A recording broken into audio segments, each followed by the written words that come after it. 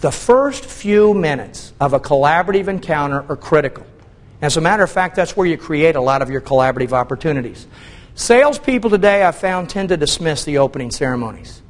But yet, when the Olympics come to the United States, what's the hottest ticket? The hot ticket is the opening ceremonies. There are 4 things we need to think about in opening ceremonies. Number 1, build rapport. Build rapport. Create some ease. We come in peace. You walk into the meeting, it's like in the old medieval days. They're up on top of the castle, right? They're boiling the oil. The drawbridge? Up. Now, you can attack that castle. You can break down that drawbridge. You can beat your way into that negotiation meeting. But doesn't it make a little more sense to get them to lower that drawbridge so you don't have to crawl across all those alligators in the moat? That's what rapport is all about. And today, business mutual interests are essential for rapport. You got to do your homework. I had a customer up in Grand Rapids, Michigan, a company by the name of X-Ray. First time I go up there to meet with them, I wanted to meet with the president. The president said, "I'm too busy to meet with you." And I said, "Well, if you're too busy to meet with me, I'm not sure that I'm the one that should be doing sales training for your people." And he just recently moved, and he said, "I'll give you 15 minutes." And then he walked in 5 minutes late. And he said, "You don't have much time. What do you want to know?" I said, "Well, I've looked on your website, and I noticed you just recently had a press release. A couple of months ago, you picked up the Wall Street Journal to do the coloration work for the Wall Street Journal. That's what they do. They make hardware and software that measure color." I said, "Tell me about that process you went through."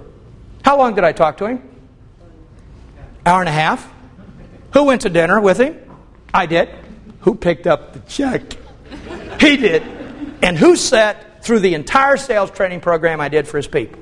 He did. All around rapport. So rapport is number 1. And by the way, till they start talking, it's not rapport. If they're sitting there looking stoic, I think sometimes as I'm watching them, I'll just take a mirror over and put it under the prospect's nostrils and see if they're still alive. You know, that's our number 1 prospecting tool. Put the mirror under the nostrils. 2 marks are an A prospect. 1 mark, they're a B prospect. No marks, CPR, C prospect. Okay? So get them engaged. Get them talking. Then talk about the problem-solving approach that we're going to need here today to make this work. Sharing information openly and honestly. Talk about the desire to see if a relationship makes sense and what that relationship might look like. And then clearly identify what the purpose of the meeting is. And when you're out there doing discovery, the purpose is not to sell. I come here to sell nothing. I name no products. I name no services. I don't talk about my brands. You may bait me. You say, "I was looking at your website. Don't you think we ought to use your XYZ?" Well, it would really be premature at this point in time. XYZ works for a lot of people, but we don't know enough yet to determine whether that's for you. We are here to learn about your needs, and we are here to learn about your needs at 3 levels. Where are you going strategically and financially? Where are you trying to take your organization? Then, what is the role of this type of solution in your success? How important are my products to you taking your organization where you want to go? If my products aren't important to your overall success, what type of negotiation are we going to have, do you think? Competitive. It's not worth collaborating. And then and only then, where we tend to go all the time, the specifics of the deal. The specific requirements, budget, constraints, specifications, etc. associated with getting a deal done. I'll close this segment by real quickly giving you my prototype agenda for a discovery meeting, because I think agendas are absolutely essential to good negotiating today. There's a lot of companies out there right now, by the way. If you've got a meeting with them and you don't file an agenda 48 hours in advance of the meeting, guess what? No agenda, no meeting. Just that simple. Step number 1, what have you done to prepare? You should impress the other side with the preparation you've done. We looked at your website. We looked at your financials. We went out and visited several of your facilities. They're sitting there saying, nobody else has ever done this before they came to talk to us. Then, key findings.